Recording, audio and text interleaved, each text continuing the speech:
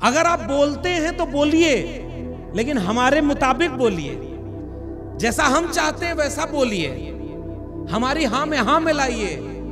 बुद्ध की बात मत करिए।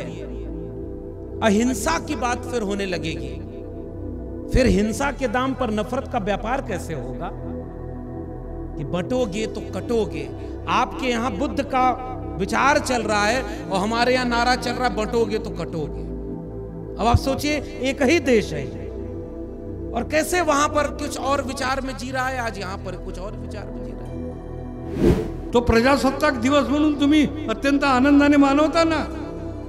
मग राष्ट्रपती असो की प्रधानमंत्री असो, 26 जानेवारी या दिवशी संविधान लागू झालं, संविधानाची अंमलबजावणी झाली, म्हणून हा गणराज्य दिवस अधिकारी सांगत नाही ना। आता अलीकडे तुम्ही 26 नोव्हेंबर 1949ला संविधानाला मंजुरी दिली, स्वीकृती दिली, ते दादा सांगता। अरे अंमलबजावणीचं काय, एखादी गोष्ट लागू होणे त्याच्यापेक्षा 1000 पट लाखवंदा अंमलबजावणी महत्वाची असते। तुम्ही संविधानाचं मंदिर मानता की तिचा अंमलबजावणी करता? सम्राट अशोक इतना चक्रवर्ती राजा भारत के इतिहास में कभी नहीं हुआ जिसका नाम वैदिक कल्चर के लोग कभी भी याद नहीं करते। क्यों नहीं याद करते? कल परसों के राजा महाराजा के नाम याद करते हैं, लेकिन एक जम्बूद्वीप के ऊपर कई सालों तक एक सम्राट बन के हुकूमत करता है, उसको क्यों याद नहीं करते? कारण ये है, सम्राट ने उनकी कल्चरल को ऐसे के तैसे तहस नहस किया था।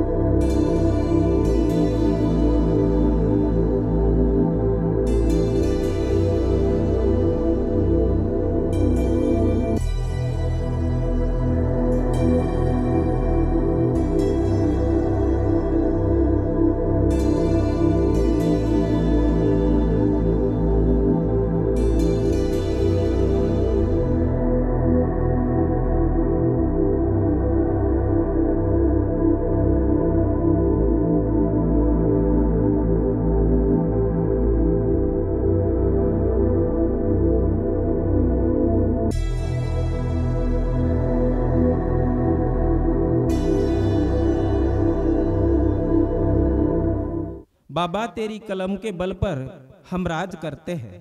बाबा बाबा बाबा तेरी कलम के बल पर हम राज करते हैं, तेरी करनी में हम बाबा राज करते हैं। बदलेगा वक्त और जमाना भी, बदलेगा वक्त और जमाना भी, जय भीम के उद्घोष से ये आगाज करते हैं, जय भीम के उद्घोष से ये आगाज करते हैं। खऱ्या अर्थानं व्यक्तीच्या जीवनामध्ये आपण किती अंतर पायानं चालतो यापेक्षा जास्त महत्त्वाचं असते की आपण डोक्यानं किती चालतोय। आणि आमचं डोकं जर शिकलेलं असेल, सुपीक असेल, तर आपण कुणापुढेही नतमस्तक होत नसतो। आणि म्हणून या धम्मे संमेलनाच्या माध्यमातून आपण आपलं डोकं सुपीक करावं, जेणेकरून येणाऱ्या काळामध्ये आपलं फुले शाहू आंबेडकर चळवळ तुमच्या आमच्या सर्वांच्या माध्यमातून गतिमान व्हावी। आणि म्हणून या संगोष्ठीला पुढे रेतत असताना या प्रबोधनाच्या कार्यक्रमाला सुरुवात करीत आहोत। तथागत बुद्धाच्या महाज्ञानाने, शिवरायाच्या पराक्रमाने, महात्मा फुलेंच्या संघर्षाने आणि डॉक्टर बाबासाहेब आंबेडकरांच्या कर्तृत्वाने पावन झालेल्या महाराष्ट्राच्या भूमीत आणि या महाराष्ट्रातील भंडारा जिल्ह्यातील लाखांदूर नगरामध्ये आजचा हा धम्म संमेलनाचा कार्यक्रम या ठिकाणी संपन्न होत आहे। इथे उपस्थित सर्व मान्यवरांचं मी मनपूर्वक हार्दिक स्वागत करीत आहे। बोलीने चालीने निकोप शुद्ध, ज्ञानाने तेजस कधीही न क्रुद्ध, मनात निर्मळ प्रेम, स्नेही कर्तृत्व अपाट उदात्त ध्येयी असे आजच्या या पाहुण्यांचे या ठिकाणी मी स्वागत आणि आपल्याला त्यांचा अल्पसा परिचय करून देत आहे। डॉक्टर सुरेश माने सर आजच्या या कार्यक्रमाचे अध्यक्ष, प्राध्यापक Ranjit sir, doctor Laxmanji Yadav sir, उषाताई बौद्ध, पूजाताई नाखले आणि इतर मान्यवर आजच्या या कार्यक्रमाप्रसंगी उपस्थित आहेत। मैं यह कहती हूँ कि आगे वाला यदि हमें राम राम भी बोलता है तो हमने अपना अभिवादन जय भीम नहीं छोड़ना है। जय भीम हमारी आन है, जय भीम हमारी शान है। जय भीम हमारी आन है, जय भीम हमारी शान है। जय भीम हमारे जीवन जीने का मकसद है और जय भीम हमारा स्वाभिमान है। इस देश के अंदर में जिन जिन लोगों को, जिन जिन मानव समाज को यदि स्वाभिमान से जीना है तो जय भीम को नकार कर वो स्वाभिमान जीवित नहीं रह सकता। और जिनके अंदर स्वाभिमान नहीं है उन्हें क्या कहेंगे आप सब जानकार हो, मुझे कहने का कोई औचित्य नहीं है। तो सम्मानित साथियों, फिर से आपको एक बार मैं नमो बुद्धाय, जय भीम। यदि बाबा साहब नहीं होते तो आज हम जो पुरुषों के बराबरी में चलने का अधिकार इस देश में मिला है, सिर्फ उषा बौद्ध को नहीं, पूजा नाखले को नहीं, या यहाँ बैठने वाले सभी महिलाओं को नहीं, तो इस देश में जो अपने आप को स्वयं बड़े मानते हैं, मैं नहीं मानती उनको बड़े, जो अपने आप को बड़े मानते हैं, जाति की व्यवस्था में भी अपने आप को अपने से ही बड़े मानते हैं, उन महिलाओं को भी पढ़ने लिखने का या पुरुषों के बराबरी में चलने का, या उनके जीवन साथी यदि मर गए तो उसके बाद में उन्हें जीने का भी अधिकार नहीं था, उनको चीता पर जबरन जलाया जाता था। अगर आज हमारे साथी जाने के बाद में या उनके साथी जाने के बाद में ही वो जी सकते हैं, विधवा विवाह कर सकते हैं, प्रॉपर्टी में अपना बराबरी का अधिकार मांग सकते हैं, बच्चा नहीं हुआ तो दत्तक ले सकते हैं, यह सभी अधिकार अगर किसी को इस देश ने दिया है तो वह बाबा साहब अम्बेडकर ने। और इसलिए यहाँ बैठे हुए महिलाओं को ही नहीं, सिर्फ बहुजन समाज के महिलाओं को भी नहीं, तो ब्राह्मण क्षत्रिय वैश्य इनके भी महिलाओं को पुरुषों के बराबरी में चलने का अधिकार मिला है। ये भारत के संविधान की तरफ से मिला है। कल मैं एक जगह गई थी, वहाँ एक हमारी महिला ने बोली कि तुम्हारा अच्छा है, बोले बाबा साहब ने पूछी तुम्हारे बेटे क्या करते हैं। मैंने बोली मेरा बेटा नोएडा में है, वो जॉब करता है, मीडिया में है, और मेरी बेटी बैंक में अफसर है। तो बोले बहुत अच्छा है, तुमच्या बाबासाहेबांना तुमच्यासाठी खूप काही करून ठेवलं म्हणे। मी म्हटलं ताई तुम्ही या जागेत आहात ना, तुम जिस जगह पर खड़ी हो बाबा साहब ने हमारे लिए नहीं आपके लिए पहले किया है। उसका सरनेम था हटवार। मैंने उनको पूछी हटवार ताई, बिल्ली दिखी तो 10 कदम पीछे चलो। अगर रास्ते के आप अगर घर से किसी शुभ कार्य के लिए निकलते हो, अगर रास्ते में बिल्ली दिख गई तो 10 कदम पीछे जाओ। अगर कोई सरमुंडी दिख गई यानी विधवा दिख गई तो 20 कदम पीछे जाओ। अगर कोई तेली समाज का व्यक्ति दिखता है तो 30 कदम पीछे जाओ। ये व्यवस्था को नष्ट करने का काम, इस पुस्तक को जलाने का काम जिस बाबा साहब ने किया, और उसी के वजह से आज पढ़ लिख कर आप इस जगह पर बैठी हो और तुम कहते हो कि तुम्हारे लिए बाबा साहब ने किया। ये भी बात हम धम्म सम्मेलन से हमें बताना पड़ेगा, क्योंकि हमारे जहन में धम्म यानी नीति, नीति नैतिकता से जीने का अधिकार, बाबा साहब ने हमें जो बौद्ध धम्म दिया है बाहर से नहीं तो यही से, लेकिन आज हमारे स्मृतियों में जो बैठी है, हमारे स्मृतियों में आज भी हमारी जो स्मृति है आज भी उसी पुराने ढंग से चल रही है और हम अभी भी अपने स्मृतियों को भूलना नहीं चाहते। याददाश्त में जो फिट बैठा है बस उसी को याद करते रहते हैं और उसी को याद करते करते अपना जीवन बिताते रहते हैं, अपना जीवन काटते रहते हो। जीवन बिताने का नहीं है, जीवन काटने का नहीं है। तो इस पर अनुभूति करते हुए, अब अनुभूति यह शब्द आया तो आपको लगेगा ताई क्या विपස්සना की बात कर रहे हो? नहीं, मैं सजगता की बात कर रही हूँ। आपने सजग रहना चाहिए जीते जी और उसका अनुभव करते हुए, जिसे सम्यक स्मृति किया कहा जाता है। हमारी स्मृति सम्यक होना क्या चाहिए, हमारे स्मृतियों में, हमारे याददाश्त में क्या सही और क्या गलत है इसकी पहचान करना हमें आना चाहिए। क्या हमें आता है? हमें बाहर जाने की कोई आवश्यकता नहीं है। बुद्धायनीस धम्मा में हर बात बाबा साहब ने लिख के रखी है। पति पत्नी के रिलेशन कैसे होना चाहिए, माँ बाप के साथ में कैसा व्यवहार होना चाहिए, सास ससुर की किस तरीके से कदर करना चाहिए, उन्हें कैसे संभालना चाहिए, राजा धनंजय अपने बेटी को बताते हैं, विशाखा को बताते हैं। क्या हमने कभी बताया? जब शादी लगाते हो और बेटी को विदाई करते हो तो विदाई के वक्त में उसकी वोटी भरते हो और उसमें क्या देते हो? चावल देते हो, हल्दी देते हो, क्या क्या देते हो पता नहीं। क्या उनके घर में चावल हल्दी नहीं है?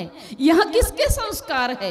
यानी तुम्हारे संस्कार स्मृतियों में वह पुराने संस्कार बैठे हैं जो भेदभाव वाले संस्कार थे। इन संस्कारों को भी आपको छोड़ना होगा, तब कहीं हम आदर्श समाज का निर्माण कर पाएंगे। आपल्याला सध्या माहिती आहे, मी 2 मिनिटच आपले घेणार आहे की सध्या सरकार कोणाचं आहे आणि पेशवाई जी आहे ती येत आहे, पण ती पेशवाई दाखवता येत नाही। म्हणून जेव्हा सरकारचा शपथ झाला तेव्हा फुले, शाहू, आंबेडकर आणि बिरसा मुंडा, सावित्रीमाई आणि माता अहिल्याबाई होळकर यांचे फोटोज आपण बघितले असेल। तर कसं असते की जो दिखता है वैसा नहीं होता है, जो नहीं दिखता वैसा होता है। सध्या या सरकारमध्ये असं सुरू आहे आणि त्याच्यामुळे आपल्याला पुढची 5 वर्ष फार सावधगिरीने पावले उचलायची आहेत। आपल्या उषाताईने आपल्याला आपल्या वैयक्तिक आणि आयुष्याच्या संदर्भात सांगितलं, विवाह संस्थांवरती ते बोलल्या आणि बाकी मान्यवर आपल्याला सामाजिक संदर्भ सांगतील आहे, त्याच्याबद्दल बोलतील आहे। पण एक फार महत्त्वाची घटना तुम्हाला माहिती असेल 2 दिवसापूर्वी घडली परभणीमध्ये। परभणीमध्ये काय झालं? परभणीमध्ये एका समाजकंटकाने संविधानाची प्रतिकृती जी आहे तिची विटंबना केली, तिची नासधूस करण्याचा प्रयत्न केला आणि मग स्वाभाविक आहे आपले लोक मटण खातात रोज किंवा रविवारी, तर त्यांच्यामध्ये फार एनर्जी असते, फार ऊर्जा असते, तर पटकन ऊर्जा बाहेर आली आणि जिंदाबाद मुर्दाबाद आणि पूर्ण शहर बंद करून टाकलं आणि दाखवून दिलं की हम भीम के बच्चे हैं। पण नंतर काय झालं? नंतर वस्त्या वस्त्यात जाऊन पोलिसांनी त्यांना अटक केली आणि त्यांना आता जेलात टाकून राहिले। आता खूप सारे केसेस चालतील, त्यांच्यावर केसेस चालतील, आयुष्यभर त्यांच्या मागे केसेस राहतील। तर एखाद्या महापुरुषाची विटंबना झाली की संविधानाची विटंबना झाली म्हणून आपण आक्रोशित होणं खरोखर योग्य आहे का, हा सवाल आपण आपल्याला विचारला पाहिजे। कारण याने होतं काय, त्यांना तेच पाहिजे असते की बाबासाहेबांच्या पुतळ्याची विटंबना करा, संविधानाची विटंबना करा आणि मग काय होतं, आपले लोक रस्त्यावर येतात, मग पूर्ण शहर पेटून टाकतात, मग आपल्या विरुद्ध लोकांचा एक वेगळा कल होतो आणि मग आपले जे तरुण असतात ते जेलमध्ये जातात, मग त्यांना आयुष्यभर ते जेलमध्ये जावं लागतं, आयुष्यभर ते कोर्टाची कचेरी करावी लागते। त्यातून आपल्याला साध्य काय होतं? तर काहीच नाही। काही काळपर्यंत निश्चितपणे समाजाची एकी दिसते, आपण फार संघर्षवान आहोत असं दिसते, पण त्यातून फार काही साध्य होत नाही। आणि अशात आपला एक नेते आहेत, त्या नेत्यांनी स्पष्टपणे लिहिलं की मराठा समाजाच्या एका व्यक्तीने ही घटना घडवली। का लिहिलं असं? काय गरज आहे?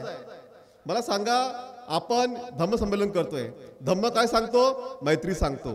प्रत्येकाशी मैत्री करायची आहे, प्रत्येकाला आपलंसं करायचं आहे. आज आपण हा दुपट्टा दिला, मला वाटतं हा खूप चांगला दुपट्टा आहे. याच्यात निळा कलरही आहे, लालही आहे, भगवाही आहे, पिवळाही आहे. हेच आहे सगळे हे सगळे रंग एकत्र करून म्हणजे सगळ्या समाजाला एकत्र करून आपल्याला समोर जायचं आहे. पण असं असताना काही लोक म्हणतात की नाही, ही मराठा वर्सेस बौद्ध अशी ही लढाई करण्याचा प्रयत्न परभणीमध्ये केला आहे. मी तुम्हाला सांगतो सर, रणजितदादा इथे आहेत. नागपूरमध्ये 15-20 वर्षापूर्वी खूप घटना व्हायच्या. बाबासाहेबांच्या पुतळ्याची विटंबना व्हायची. अनेक लोक रस्त्यावर यायचे, जिंदाबाद मुर्दाबाद करायचे, पूर्ण शहर बंद करून टाकायचे. पण त्यात व्हायचं काय? मला पण स्वतः अनेक कोर्ट केसेसमध्ये जावं लागलं. मी पण टेस्ट करायचो. पण नंतर आमचे काही हुशार सुजान नागरिक होते, त्यांनी सांगितलं की बरोबर नाही, प्रत्येक वेळेस आपण रिॲक्शन द्यायची गरज नाही. मग आम्ही काय केलं, एकदा आमच्या जातुर्डी नावाचा एरिया, जाटुर्ली म्हणतात त्याला, त्या ठिकाणी बाबासाहेबांच्या पुतळ्याची विटंबना झाली. खूप लोक जमले, आम्ही गेलो. आम्ही म्हटलं कोणीही नारे देणार नाही, कोणीही काही करणार नाही. आम्ही एका भंतेजीला बोलवलं, बुद्धवंदना घेतली, तो पुतळा स्वच्छ केला, साफ केला, शांत केला आणि घरी गेलो. तर ही रिॲक्शन आपली असली पाहिजे की त्यांच्या रिॲक्शनला आपण रिॲक्शन देता कामा नये. आपण कधीही प्रतिक्रियावादी फार जास्ती होऊ नये. आणि ज्यावेळेस संविधान वाचवायची खरंच गरज असेल ते आपण दाखवलं आहे. 2024च्या निवडणुकामध्ये काय केलं आपण? फक्त आपण आपल्या वोटचा एक चांगला उपयोग केला तर आज 60 जागा त्याच्या कमी झाल्या. 60 नाही, ते 400 म्हणत होते, त्यांना आपण 240 वर आणलं. तर ही खरी लढाई आहे आणि हीच लढाई आपण लढली पाहिजे. आपण अशा कोणत्याही हिंसक कारवाईत सामील होता कामा नये की ज्याच्यामुळे आपलं समाजाचं आणि आपल्या युवकांचं नुकसान होईल. इस कार्यक्रम का अपना एक मकसद है और इस कार्यक्रम के जरिए हम ये कोशिश कर रहे हैं ये समझने की कि बाबा साहब डॉक्टर भीमराव अंबेडकर के सपनों का भारत,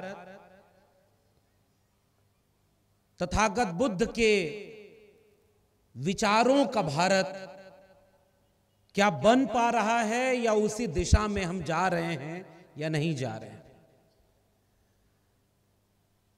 खुदाई के दौर में हम संविधान की बात करने के लिए इकट्ठा हुए. और जब मैं खुदाई कह रहा हूं तो पता नहीं आप समझ पा रहे हैं या नहीं. हम महाराष्ट्र में खड़े हैं. ये जगह जब भी हम यहां आते हैं, ये जब हम इस कार्यक्रम में आ रहे थे तो आदरणीय सुरेश माने साहब बैठे हुए हैं, उन्होंने एक लाइन बड़ी दिलचस्प कही कि जहां हम हैं कल्चरली बहुत स्ट्रांग हैं, सांस्कृतिक रूप से बहुत जगे हुए और सजग हैं, और राजनीतिक रूप से उतने सब कामयाब नहीं हैं. और जहां से मैं आया हूं उत्तर प्रदेश, उत्तर भारत, वहां के बहुजन लोग राजनीतिक रूप से ज्यादा कामयाब हैं लेकिन सांस्कृतिक रूप से उतने मजबूत नहीं हैं. और मुझे ये बात इस तरह के हर कार्यक्रम में आने के बाद महसूस होती है. अमन कांबले साहब हमारे मित्र, बड़े भाई, अक्सर ये बात हम लोग करते रहते हैं. उनका भी निवेदन आया, फिर अनिल कानेकर साहब का फोन आया कि आपको आना है. तो हम जब भी यहां आते हैं यही सोचने, समझने और देखने आते हैं कि ये विडंबना और विरोधाभास क्यों है कि जहां का कल्चर इतना शानदार हो, जिस कार्यक्रम में पुरुषों से ज्यादा महिलाएं बैठी हों, इतना ऐतिहासिक कार्यक्रम के लिए तो मैं पूरी आयोजन समिति को बधाई देना चाहता हूं कि आप इतना कामयाब कार्यक्रम रखते हैं और बहुत व्यवस्थित, बहुत सजा हुआ कार्यक्रम. एक सांस्कृतिक चेतना है जिसमें तथागत बुद्ध के विचार हैं, महात्मा ज्योतिबा फूले के संघर्षों का विचार है, छत्रपति शिवाजी से लेकर शाहू जी महाराज के विचार आज भी यहां के लोगों के जहन में जिंदा है. और आज भी कोई कार्यक्रम होता है तो इतना करीने से होता है, फिर राजनीति में फेल क्यों हो गए. सुरेश माने साहब प्रोफेसर रहे हैं, मैं भी प्रोफेसर था, अभी नहीं हूं। हमारे बहुत सम्मानित अग्रज आदरणीय रणजीत मेश्राम साहब, बहुत पहले हम लोग वर्धा में एक कार्यक्रम में साथ में थे। आज जब मिले मेश्राम साहब तो उन्होंने पूछा कि तुम्हारी नौकरी है कि चली गई? तो मैंने कहा कि नहीं सर, 6 दिसंबर वो तारीख है जिस दिन मुझे नौकरी से निकाले जाने का फरमान आया था। इसलिए मेरे लिए वो तारीख अब 2 वजहों से बहुत खास बन गई है। एक ये कि उसी दिन कुदरत ने बाबा साहब को हमसे छीन लिया, और दूसरा उसी दिन मेरी नौकरी भी उन कुछ नामुरादों ने छीन ली, लेकिन उन्हें लगा था कि चुप हो जाएगा, डर जाएगा, इसीलिए तो नौकरी छीनते हैं। हमने सोचा कि जुल्म के साये में लब खोलेगा कौन, और हम भी चुप रहे तो फिर बोलेगा कौन। बोलना तो पड़ेगा, और बोलना उस वक्त सबसे जरूरी बन जाता है जिस वक्त बोलने पर पाबंदी लगाने की कोशिश की जा रही है। अगर आप बोलते हैं तो बोलिए, लेकिन हमारे मुताबिक बोलिए, जैसा हम चाहते हैं वैसा बोलिए, हमारी हां में हां मिलाइए, बुद्ध की बात मत करिए। अहिंसा की बात फिर होने लगेगी, फिर हिंसा के दाम पर नफरत का व्यापार कैसे होगा कि बंटोगे तो कटोगे। आपके यहां बुद्ध का विचार चल रहा है और हमारे यहां नारा चल रहा है बंटोगे तो कटोगे। अब आप सोचिए, एक ही देश है और कैसे वहां पर कुछ और विचार में जी रहा है, आज यहां पर कुछ और विचार में जी रहा है। यहां हमारे एक मित्र हैं, उन्होंने प्रोफेसर की डायरी दी है, यहां पर पुस्तक में लगाया हुआ है, आप चाहेंगे तो वो किताब पढ़िएगा, मराठी में भी है। और अभी रणजीत साहब ने वो मुझे बताया भी कि यहाँ के एक प्रसिद्ध लेखक हैं, उन्होंने जब तुम्हारी किताब के बारे में लिखा कि एक बार वो किताब ली और पढ़ते चले गए, मराठी में थी, तो उन्होंने ये दिलचस्पी दिखाई। मैंने उस किताब में यही लिखा है कि जिस कलम और किताब से हम लोग यहां तक पहुंचे हैं, शिक्षा, बाबा साहब डॉक्टर अंबेडकर ने कहा था कि शिक्षा वो शेरनी का दूध है जो पिएगा वो दहाड़ेगा। हमारे लोग पढ़ लिख करके आज यहां पर पहुंचे, इतने ताकतवर हुए। अगर इस देश में संविधान न होता तो बंबई यूनिवर्सिटी के एक प्रोफेसर सुरेश माने साहब इतने बड़े स्कॉलर बनकर के समाज के बीच अब अपनी नौकरी छोड़ करके अपना काम नहीं कर रहे होते।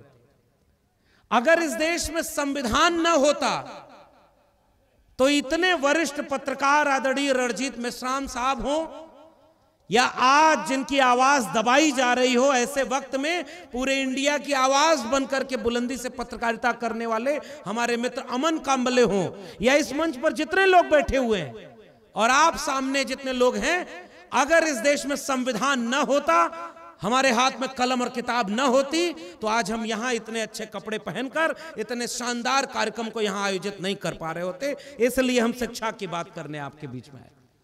1850 इस देश में क्रांति किस लिए हो रही थी कि स्कूल खुले, कलम और किताब बच्चों को मिले, ताकि वो समझदारी से पैदा कर सकें अपनी चेतना कि क्या सही है और क्या गलत है। आज जो स्कूल खुले हैं उन सरकारी स्कूलों को बंद किया जा रहा है। बताओ महाराष्ट्र वालों, आपके यहां सरकारी स्कूल बंद हुए कि नहीं हुए? हुए हैं ना? मैं आया तो मुझे पता चला कि हजारों की संख्या में आपके सरकारी स्कूल बंद हो गए, और प्राइवेट स्कूल जहां खुले हैं, जिसकी जेब में पैसा होगा वो अपने बच्चों को अच्छी शिक्षा दिला पाएगा, और अगर आपकी जेब में पैसा नहीं है तो आपके बच्चों को अच्छी शिक्षा नहीं मिलेगी। उत्तर भारत में आइए, हमारे उत्तर प्रदेश में 27,000 सरकारी स्कूल बंद करने के लिए फरमान आया। It's called new education policy, नई शिक्षा नीति। उसी शिक्षा नीति को मैंने अपने प्रोफेसर की डायरी में लिखा। फीस महंगी, सेल्फ फाइनेंस कोर्स आ गया, तो सबसे पहले शिक्षा से दूर कौन होगा? जिसको सबसे आखिरी में शिक्षा मिलना शुरू हुई थी।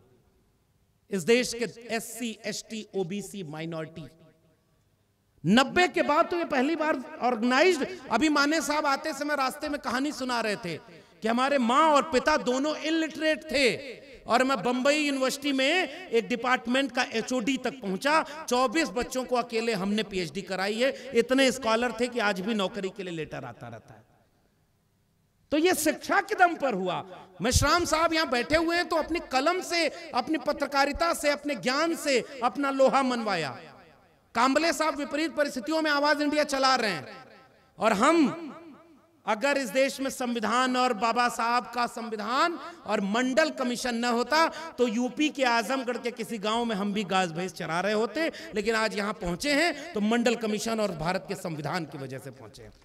ये बात हम कहते हैं और इसीलिए हम दिल्ली विश्वविद्यालय तक पहुंचे। इलाहाबाद यूनिवर्सिटी के gold medalist, topper of the batch, API score में 100 में 96 था। अब तो साल भर हो गया नौकरी से निकाले जाने के बाद। जब इंटरव्यू बोर्ड में बैठे तो उन्होंने ये देखा कि डॉक्टर अंबेडकर की बात करता है, ये आरएसएस का विरोधी है। मैंने कहा कि नौकरी पाने और प्रोफेसर पाने के लिए कहीं नहीं लिखा है कि आप आरएसएस की शाखा में जाओ। इसलिए अगर ये शर्त होगी तो ऐसी नौकरी को ठुकराना मेरे लिए वाजिब होगा। इसीलिए मैंने अपनी किताब में, प्रोफेसर की डायरी में लिखा कि मेरे लहजे में जी हजूर न था और कोई मेरा कसूर न था। आज वो लोग चाहते हैं कि अगर आप जी हजूरी करेंगे तो आपको सब कुछ दे देंगे। अगर आप पैंथर भी हो, महाराष्ट्र के लोगों इशारे में समझना, नाम किसी का नहीं लूंगा, अगर आप पैंथर भी हो और हमारी तरफ आ जाइए तो मंत्री बना देंगे। बिना विधायक सांसद के भी आप मंत्री बने रहेंगे और वहां भी रह करके जय भीम बोला करिए। मैं अभी मेश्राम साहब से एक बहुत महत्वपूर्ण बात पूछा कि बाबा साहब डॉक्टर अंबेडकर ने नागपुर को अपनी दीक्षा के लिए क्यों चुना था। पहले भी मैंने पढ़ा, समझा और कहा कि इसको नागपुर के करीब पहुंचूंगा तभी बोलूंगा मंच से और यह बात लोगों तक जाए। जिस समय बाबा साहब अंबेडकर ने मुंबई की तरफ चुना था, बाद में यहां पर आए तो वही दो बातें जो मुझे पता थी मेश्राम साहब ने उसे पुख्ता की।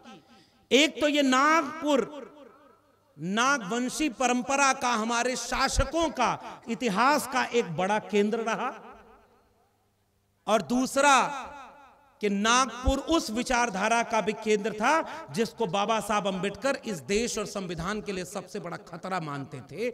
इसलिए उन्होंने नागपुर उनके छाती पर चढ़ करके वहीं पर अपनी दीक्षा ली और आपको, हमको एक अधूरा मिशन सौंप कर गए कि बड़ी मुश्किल से ये कारवां यहां तक पहुंचाया हूं, इसे रुकने मत देना, आगे ले जाना, आगे न ले जा पाओ तो वहीं छोड़ देना।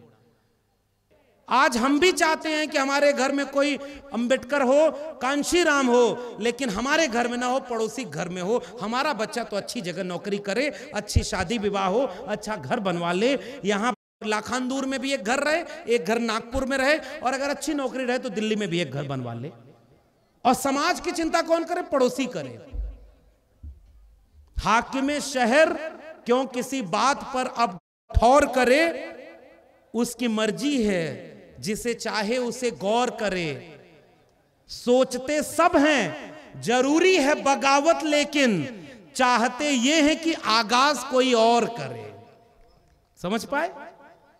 अपने घर से कुर्बानी न देनी पड़े। मैं भी जानता हूं कि मैं नौकरी में था, उसके बाद नौकरी चली गई। मेरे घर वाले आज भी कहते हैं कि चुपचाप अगर रहे होते तो नौकरी करते, 1.5-2 लाख रुपया तनख्वाह होती। मैं सोचता हूं कि इतने 10,000 प्रोफेसर वहां हैं, किसी को कोई नहीं जानता, मुझे मेरा समाज जानता पहचानता तो है, मुझे सम्मान और इज्जत तो देता है। इसलिए जो भी लड़ने वाला हो, मेरी गुजारिश है उसे अकेला मत पड़ने देना। और मैं आपसे छोटा हूं, मंच पर जितने लोग बैठे हैं उनसे उम्र में छोटा हूं। मेरी जितनी उम्र नहीं होगी उतना उम्र संघर्षों में देने वाले लोग यहां बैठे हैं। मैं आपसे निवेदन करके जा रहा हूं, हमने नाक लंबी कर दी और दिल छोटा कर लिया है। अब हमारे दिल में अपने भाई के लिए भी जगह नहीं बची। ओबीसी से लड़ रहा है, SC से लड़ रहा है और जो नहीं लड़ रहा है उसके लड़ाने के लिए सुप्रीम कोर्ट से फैसला आ जा रहा है, बांट दो, आरक्षण को बांट दो। और आप अपना आरक्षण दिया हुआ जो है वो नहीं बचा पा रहे। ओबीसी जाति जनगणना नहीं करा पा रहे, लेटरल एंट्री आ गई, NFS आ गया और आपका वोट तो ऐसे लूट लिया जा रहा है कि सरकारें आपके सीने पर चढ़कर दूसरे की बन जा रही हैं और आप कुछ नहीं कर पा रहे। जब आपकी हुकूमत नहीं होगी तो आप क्या बचाओगे अपना परिवार? इसलिए जीतने का ये हुनर भी आजमाना चाहिए। जंग अगर भाई से हो तो हार जाना चाहिए। या संपूर्ण भारताचा इतिहास जर पाहिला तर इथली जी परिस्थिती आहे, आजचं जे चित्र आहे, ते चित्र असं का झालं, तर त्याची उत्तरं या संपूर्ण समाज रचनेमध्ये आपल्याला मिळतात. त्यामध्ये सर्वच गोष्टी येतात, सांस्कृतिक, राजकीय, आर्थिक, सामाजिक, सर्व. मी तुम्हाला आजच्या या प्रसंगी एकच सांगू इच्छिते की तुम्हाला सगळ्यांना सुखाचं, आनंदाचं जीवन पाहिजे, बरोबर? ज्या ज्या काळामध्ये ज्या ज्या महापुरुषांनी जे जे कार्य केलंय, आपण बाबासाहेबांचंच उदाहरण घेतलं तर त्यांच्या काळामध्ये जे आव्हान होतं ते आव्हान त्यांनी स्वीकारलं. त्या आव्हानाला स्वीकारून आज जे आपण संविधानानुसार आपला देश चालतोय, आपल्याला एवढ्या सगळ्या सुविधा मिळाल्यात, कितीतरी गोष्टी आपल्याला संविधानाने दिलेल्या आहेत, त्या सगळ्या आपण अनुभवतोय, त्याचे फायदे आपण घेतो आहोत. आणि सगळ्यात महत्त्वाचं म्हणजे बुद्धाचा धम्म दिला. हा बुद्धाचा धम्म म्हणजे काय? ह्या सगळ्या गोष्टी ज्या आहेत ना, त्याचं मूळ तुमच्या जवळ आहे. खूप काही निराशावादी नाही. आपण जर साध्या एका गोष्टीचा विचार केला, बाबासाहेब एकटेच होते, एवढा विपरीत काळ होता. आज आपल्याला थोडंसं जरी मनाच्या विरुद्ध वागवलं तर आपल्याला एवढी चीड येते. त्या काळात तर हातही लावला जात नव्हता. एवढ्या विपरीत परिस्थितीत, म्हणजे समजा आज तसं वागलं तर आपण जगणंच विसरून जाऊ, अशी वेळ आपल्यावर येईल. अशा विपरीत परिस्थितीतही एकटे बाबासाहेब बुद्धीच्या भरवशावर टिकून राहिले. आणि ती विचार करण्याची क्षमता जी आहे ती तुमच्यामध्येही आहे. आज जर आपण बारकाईने विचार केला तर त्यांच्या काळापेक्षा बरंच आपल्याला मिळालेलं आहे. आणि आजची जी आव्हानं आहेत ती सोडवण्यासाठी आपल्याला एकत्र येणं फार गरजेचं आहे. आणि हे एकत्र येणं कुठून येणार? आजचं जे नवीन पिढी जी आहे ना, सगळी आपली, आपण आता सांगितलं इथे की नवीन पिढी इथे दिसत नाही. कुठे आहे ती रील पाहत आहे, स्वतःच्या रील बनवत आहे, असं त्याच्यात ते गुंतलेले आहेत. आणि हे कोणी दिलं? हे आपणच दिलं त्यांना, ह्या समाजानेच दिलं त्यांना. तर हे कुठेतरी आपण थांबवायला पाहिजे, आपल्यापासूनच सुरुवात करायला पाहिजे. ही सुरुवात करण्यासाठी जी मनाची मांडणी पाहिजे, रचना पाहिजे, ती दुसरं कोणी येऊन नाही करू शकत. ही आपल्यालाच करायची आहे. साधं उदाहरण घेतलं आपण बोलण्याचं, तर आपण एखादा व्यक्ती उलट बोलला असेल तर त्याच्यापेक्षा उलट बोलतो जास्त. भगवान बुद्धाच्या काळाचा जर विचार केला तर शिव्या देत जाणारा माणूस भगवान बुद्धाच्या मागे 2 किलोमीटर गेल्यानंतर तिथे गेल्यानंतर बुद्धांनी म्हटलं की बस बाबा, थकला असशील, झालं असेल तुझं तर बस. मग सांगितलं समजावून. तर आपण रिॲक्ट होतो. तर हा जो विचार आहे, ही जी विवेक शक्ती आहे ती दुसरीकडून नाही येत. त्यासाठी मेहनत करावी लागते. आणि माणसाचा मेंदू असा आहे, इझी गोईंग गोष्टी सहज स्वीकारतो. शाळेतल्या मुलांचं उदाहरण घ्या किंवा तुमचं आपलं स्वतःचंच उदाहरण घ्या. शाळेतले मुलं पिक्चरची गाणी, मी टीचर आहे प्रोफेशननी, 101 पिक्चरची गाणी पोरांना येतात आणि अभ्यासाचं एकही शब्द येत नाही. ते हे कुठून आलं? हे एकाएकी नाही आलं त्यांच्याजवळ. ह्या सगळ्या गोष्टीसाठी इथला जो समाज आहे रूट लेवलचा, तोच जबाबदार आहे. अशा खूप साऱ्या गोष्टी आहेत. आणि या सगळ्या गोष्टी याच्यात जर सुधारणा करायची असेल तर त्याची सुरुवात एक व्यक्ती म्हणून स्वतःपासून आपल्याला करायची आहे. मी तुमच्याकडून हीच अपेक्षा करते की जरा बारकाईने विचार करा. आनंद पाहिजे असेल तर आनंद द्यावा लागतो. सुख पाहिजे असेल तर स्वतः सुखी व्हावं लागते. ज्ञान द्यायचं असेल, समजदारी द्यायची असेल तर ती स्वतः आपल्याजवळ असावी लागते. ही आपल्याजवळ आहे का? म्हणजे मग हे बाकीचं वातावरण जे आहे ना, त्यांना पण तेच पाहिजे आहे, त्यांना ते पाहिजे नाही आहे असं नाही आहे. खूप बारीक विचार आहे. आपण एक असा आदर्श समाज म्हणून जर पुढे आलो सत्याच्या मार्गाने, धम्माच्या मार्गाने, तर हा अधम्माचा मार्ग जो आहे तो आपोआप त्याची तीव्रता कमी होईल. मित्रांनो,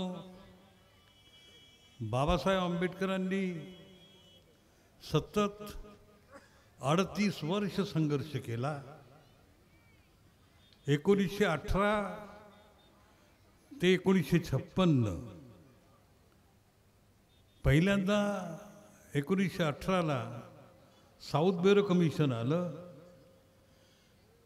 आणि 1956ला नागपूरला बौद्ध धर्माची दीक्षा दिल्याच्या नंतर 1.5-2 महिन्यातच आपल्यावर आभाळ कोसळलं.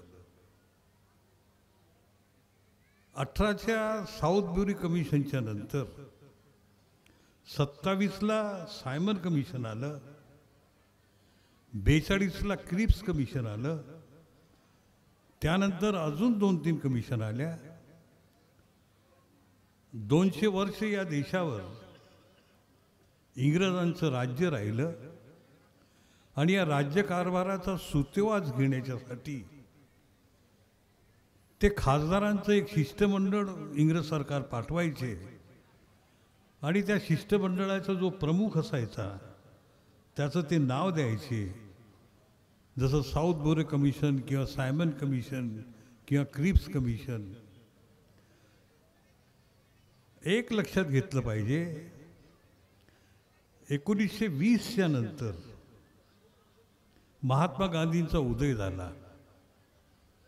त्याच्या 2 वर्षाआधी बाबासाहेबांनी आपल्या सार्वजनिक कार्याचा प्रारंभ केला होता. 5 वर्षात म्हणजे 1915ला महात्मा गांधींनी काँग्रेसचं प्राथमिक सदस्यत्व घेतलं. जगात हा चमत्कार आहे. जगात एका माणसाने 5 वर्षात संपूर्णच्या संपूर्ण राजकीय पक्षावर ताबेदारी मिळवून घ्यावी, क्वचितच असं घडलं. या अशा विरोधाभास स्थितीमध्ये बाबासाहेबांनी अतिशय समर्पकपणे तुमच्या माझ्या पिढीचा विकासाचा हा लढा, तुमच्या माझ्या दुःखितांच्या प्रातिनिधित्वाचा हा लढा अत्यंत समर्थपणे हाताळून त्याला पिढ्यान पिढ्या सुखावणारं एक निश्चित अशी वाट दिली. या महापुरुषांनी केवळ वक्तव्यातून नव्हे, केवळ लिखाणातून नव्हे, केवळ रस्त्यावर येऊन नव्हे, जी जी त्यावेळेसची साधनं होती त्या संपूर्ण साधनांना स्वतः ते लक्षात घेऊन त्यावेळेस सजग करायचे. मला आठवतं 1920ला त्यांनी मूक नायक नावाचं साप्ताहिक काढलं. 1927ला त्यांनी बहिष्कृत भारत नावाचं साप्ताहिक काढलं. 1924ला त्यांनी बहिष्कृत हितकारणी सभा काढली. 1936ला त्यांनी स्वतंत्र मजूर पक्ष काढला.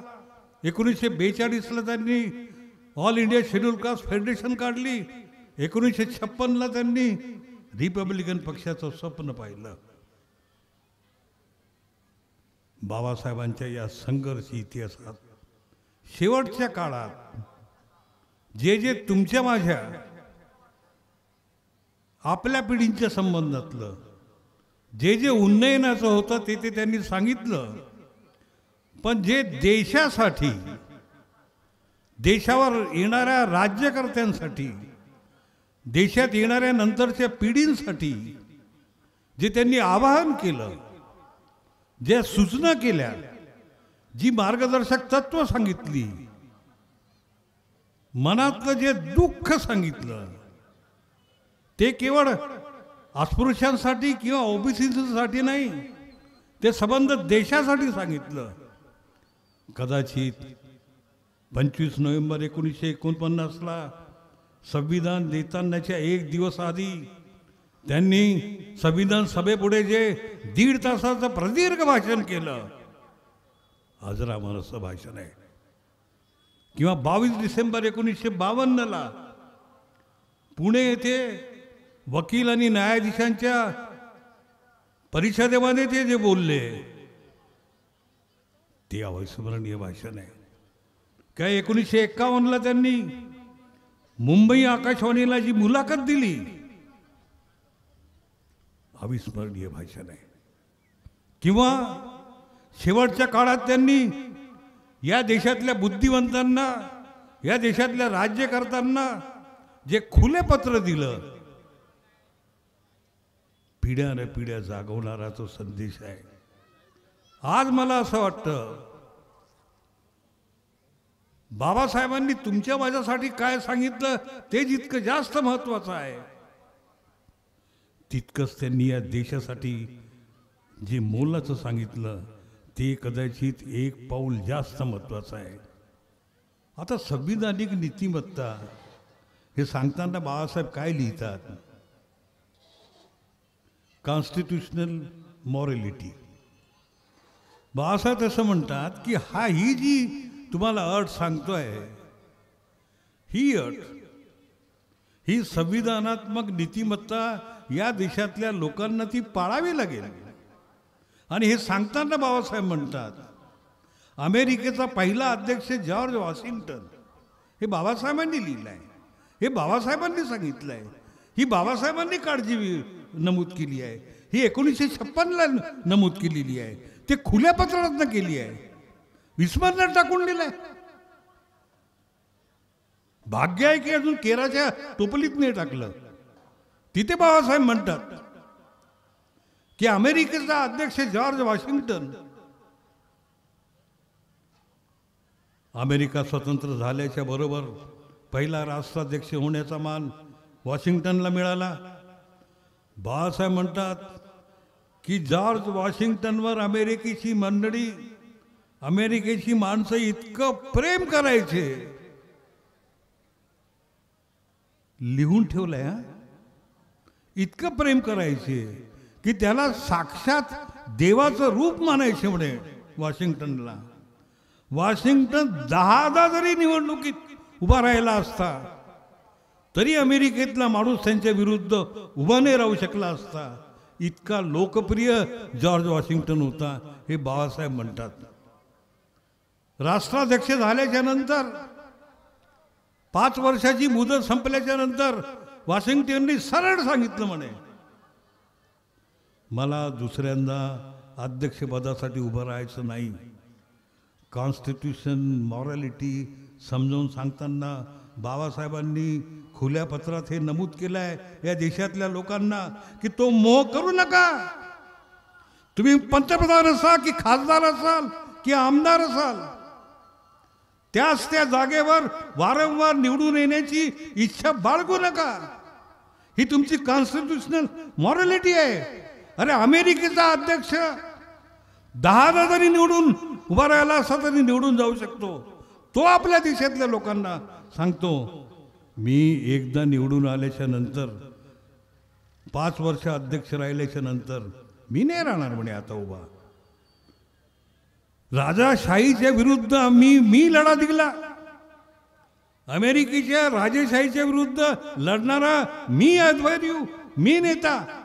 कारण राजेशाही म्हटली तर ती मरेपर्यंत सत्तेवर असते, हुकुमशहा म्हटला तर तो मरेपर्यंत सत्तेवर असतो. लोकशाही म्हटली की गादीवरची माणसं हटावी लागतात. इच्छा व्यक्त केली तरी नव्याचा मार्ग मोकळा करून द्यावा लागतो. वॉशिंग्टननी आपल्या माणसांना समजावून सांगण्याचा प्रयत्न केला, परंतु लोकांनी लाखोंचा मोर्चा त्यांच्या घरावर नेऊन नाही म्हणे तुम्हाला दुसऱ्यांदा अध्यक्ष व्हावंच लागेल. फार कष्टानं वॉशिंग्टन दुसऱ्यांदा अध्यक्ष झाले, परंतु तिसऱ्या वेळेस जेव्हा अध्यक्ष व्हायची पुन्हा गळ घातली तेव्हा वॉशिंग्टननी साफ नकार दिला, मी उभं राहणार नाही, आणि नाही राहिले. हे उदाहरण बाबासाहेब लिखित रूपात देतात. आणि मी या देशात पाहतो म्हणे की मरेपर्यंत त्या पदाची इच्छा सोडत नाही म्हणे माणसं. तुम्ही आम्ही ह्या संबंध गोष्टींचा आता विचार करायची ही वेळ आली आहे. 26 नोव्हेंबर 1949ला आपण संविधान ऍक्सेप्ट केलं, स्वीकृत केलं. 26 जानेवारी 1950ला आपण अंमल केला, इम्प्लिमेंट केलं. स्वीकृत झाला, खूप मोठं झालं. संविधान दिन काय करतो, आनंदित काय म्हणतो. अरे पण ज्या दिवशी लागू झालं यार, अरे 2 महिन्यानंतर ते लागू झालं ना. संमत होणे महत्वाचं की लागू होणे महत्वाचं. तो अंमलबजावणीचा दिवस जो 26 जानेवारी, तो अंमलबजावणीचा दिवस कधी सांगत नाही ना. तो प्रजासत्ताक दिवस म्हणून तुम्ही उत्सवामध्ये घालवता ना. तो प्रजासत्ताक दिवस म्हणून तुम्ही अत्यंत आनंदाने मानवता ना. मग राष्ट्रपती असो की प्रधानमंत्री असो, 26 जानेवारी या दिवशी संविधान लागू झालं, संविधानाची अंमलबजावणी झाली म्हणून हा गणराज्य दिवस आधी कधी सांगत नाही ना. आता अलीकडे तुम्ही 26 नोव्हेंबर 1949ला संविधानाला मंजुरी दिली, स्वीकृती दिली, ते दादा सांगता.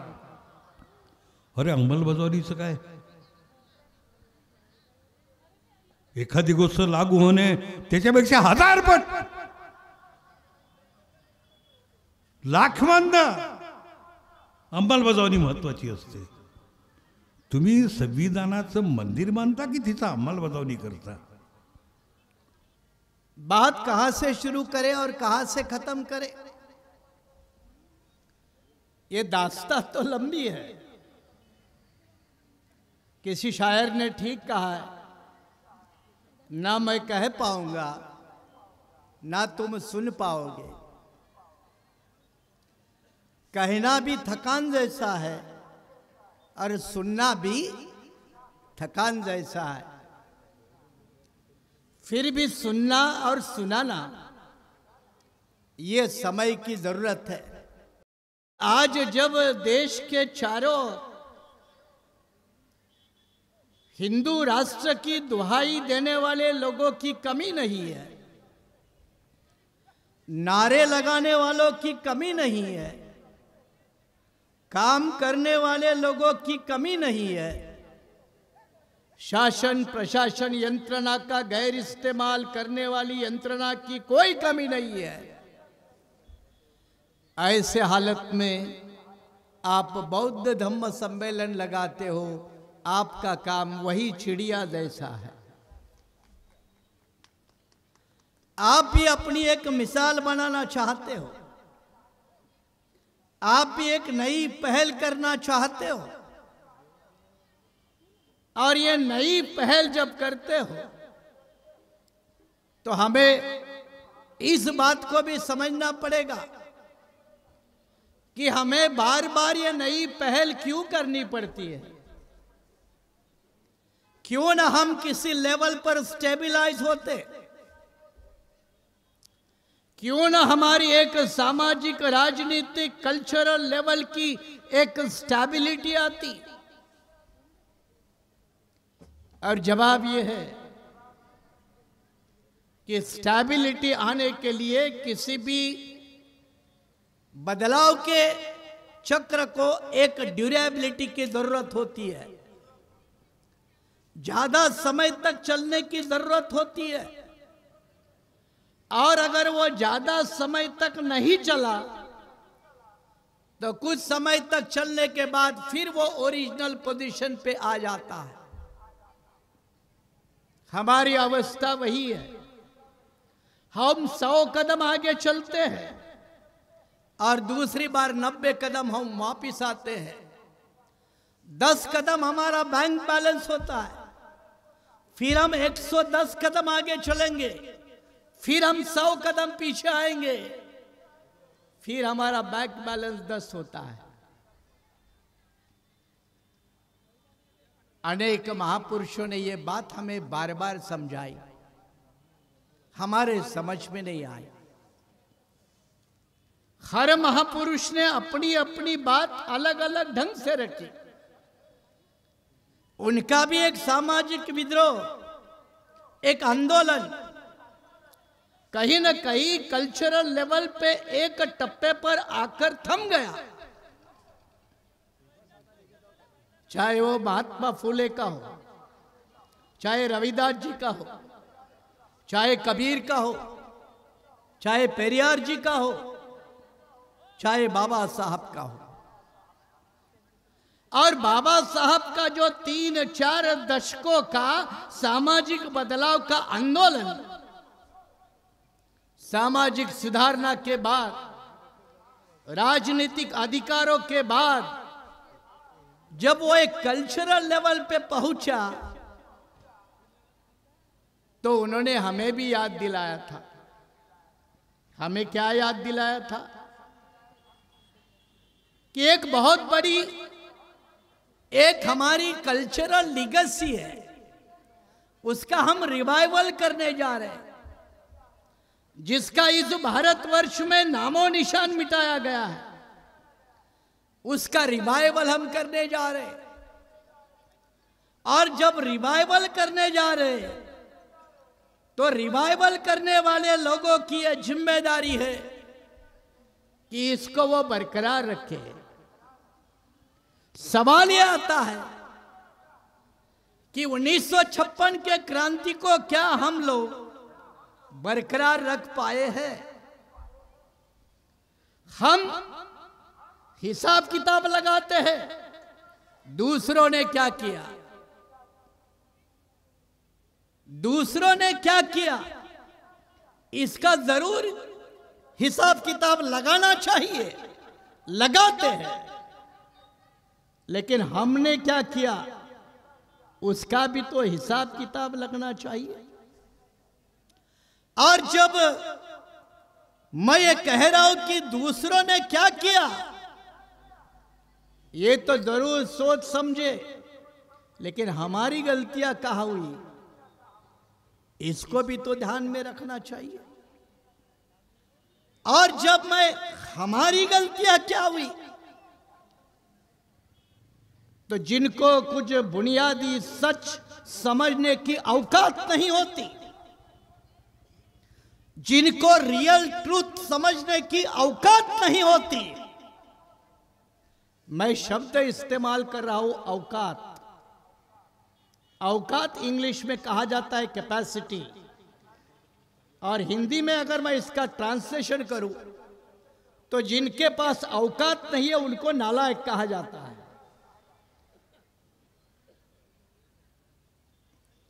मैं औकात शब्द इस्तेमाल इसलिए किया कि हमने ये धम्म परिसर को सम्राट अशोक की प्रतिमा कई जगह पे लगाई। क्यों याद करते हैं सम्राट अशोक को, किस वजह से, क्या कारण है, इतना तो समझो। अगर सम्राट अशोक ने बुद्धिज्म अपनाया नहीं होता तो क्या आप लोग शायद सम्राट अशोक को यहां याद करते? मेरा सवाल है आपसे। सम्राट अशोक इतना चक्रवर्ती राजा भारत के इतिहास में कभी नहीं हुआ जिसका नाम वैदिक कल्चर के लोग कभी भी याद नहीं करते, ब्राह्मणिकल कल्चर के लोग सम्राट अशोक का नाम कभी भी याद नहीं करते। क्यों नहीं याद करते? क्यों नहीं याद करते? कल परसों के राजा महाराजा के नाम याद करते हैं, लेकिन एक जम्बूद्वीप के ऊपर कई सालों तक एक सम्राट बन के हुकूमत करता है, उसको क्यों याद नहीं करते? कारण यह है सम्राट ने उनकी कल्चरल को ऐसे के तैसे तहस नहस किया था। सम्राट ने एक नई समाज की रचना की थी। सम्राट ने नए समाज मूल्य स्थापित किए थे जो वैदिक संस्कृति के ठेकेदारों को अच्छे नहीं लगे, बल्कि वैदिक कल्चर का जिसने बेस उखाड़ कर फेंक दिया। सम्राट के बाद लगभग 300 साल तक कनिष्क है, तीसरी धम्म संगति होती है जम्मू कश्मीर में, और उसके बाद में धम्म संगति का नामो निशान नहीं नजर आता। क्यों नहीं हुई चौथी धम्म संगति? क्यों नहीं हुई? जवाब यह है, पहली करने वाला भी राजा था, दूसरी करने वाला भी राजा था, तीसरी करने वाला भी राजा था। हमारा राजपाट चला गया, धम्म संगति खत्म हो गई। क्या इतने से सच को हम नहीं समझ सकते?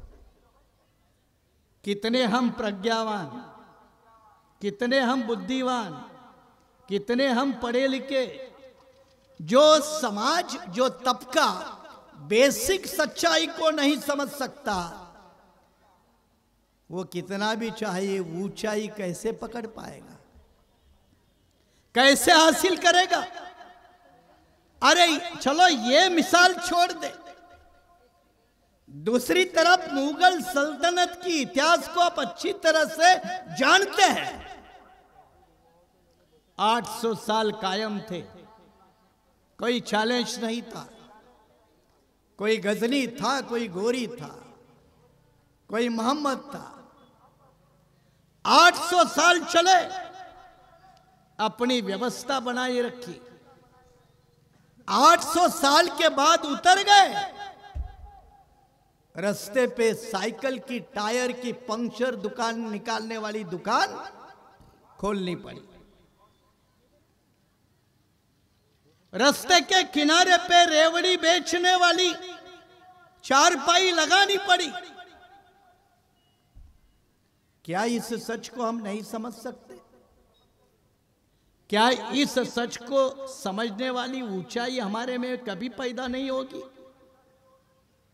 और फिर हम कहेंगे हम तो बुद्धिस्ट लोग हैं भाई, हमारा राजनीति से क्या लेना देना, हमारा पावर स्ट्रक्चर से क्या लेना देना, हमारा सत्ता से क्या लेना देना।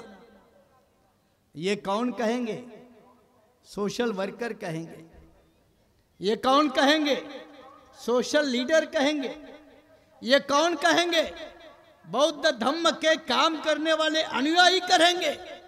मेरा उनसे सीधा सवाल है, अगर खुद भगवान गौतम बुद्ध अगर राजा परिवार से नहीं आता तो भगवान बुद्ध के बुद्ध का क्या होता? थोड़ा गंभीरता से सोचकर जवाब दे। उत्तर प्रदेश में सुहेल देव नाम का राजा है, जो राजभर कम्युनिटी में पैदा हुआ। राजभर ये बैकवर्ड कम्युनिटी है। वो आज भी सुहेल देव की जयंती मनाते हैं, क्योंकि सुहेल देव एक बड़ा बौद्ध राजा था। बाकी किसको विचार किया जाता है, याद किया जाता है? राहुल संस्कृत्यायन को। कितने लोग उनसे याद करके वहां से प्रेरणा लेकर एक नई समाज की रचना करने के लिए निकलेंगे। इतना सच जो समझते नहीं, वो बेचारे अपने मकसद के पास कभी नहीं जा सकते। करिए, मैं आसानी से कहता हूं कि मैं ऐसे हजारों धम्म सम्मेलन लगाओ, करोड़ों लगाओ, लेकिन मेरे बाजू के मंदिर में बजने वाली घंटी अगर बंद करने की ताकत मेरे में नहीं है तो मेरा बुद्धम शरणम गच्छामि वहां तक जाएगा नहीं। बुद्धिस्ट समाज संघर्ष समिती लाखांदूर तालुक्याच्या वतीनं भव्य धम्मसंमेलनाचे आयोजन करण्यात आलं होतं. यंदाचं वर्ष तिसरे. या प्रसंगी सन्माननीय उद्घाटक म्हणून लाभलेले प्राध्यापक रणजित मेश्राम सर इथं लाभलेत. त्यांचं मी समितीच्या वतीनं आभार मानतो. तसेच संमेलनाचे अध्यक्ष म्हणून लाभलेले सन्माननीय माने सर मुंबई हे सुद्धा इथं लाभलेत. त्यांचंसुद्धा मी आभार मानतो. विशेष अतिथी म्हणून आणि मुख्य मार्गदर्शक लाभलेले मार्गदर्शक डॉक्टर लक्ष्मण यादव नवी दिल्ली इथं आलेत आणि आपला अमूल्य वेळ दिला. त्यांचंसुद्धा मी आभार मानतो. तसेच मार्गदर्शक म्हणून लाभलेल्या आयुष्यमती उषाताई बौद्ध यांनी सुद्धा येऊन मार्गदर्शन केलं. त्यांचं मी आभार मानतो. मार्गदर्शक म्हणून लाभलेल्या डॉक्टर पूजाताई नाकले यांनी सुद्धा इथं आलं आणि आपल्याला उद्बोधन केलं. त्यांचंसुद्धा मी आभार मानतो. तसेच ज्या सत्कार मूर्तींनी इथं येऊन आपला अमूल्य वेळ दिला त्यांचंसुद्धा मी आभार मानतोय. आपण सुद्धा लांबवरून या कार्यक्रमाला आलेत आणि ह्या कार्यक्रमाची शोभा वाढवलीत. आपणा सर्वांचा आभार मानतो. ह्या कार्यक्रमाला ज्यांनी ज्यांनी प्रत्यक्ष अप्रत्यक्ष मदत केली त्या सर्वांचा मी आभार मानतो. कार्यक्रमाला लाभलेले पत्रकार बंधू यांचंसुद्धा मी समितीच्या वतीनं आभार मानतोय. पोलीस प्रशासनाचा आभार मानतोय. इलेक्ट्रिक विभागाचा सुद्धा आभार मानतोय. नगरपंचायतने सुद्धा आम्हाला सहकार्य केलं त्यांचं सुद्धा आभार मानतोय. आणि ह्या कार्यक्रमाविषयी ज्यांनी अफवा पसरवली त्या महानुभावांना मंगलकामना देतोय आणि एकदा सर्वांचा आभार मानतोय. धन्यवाद.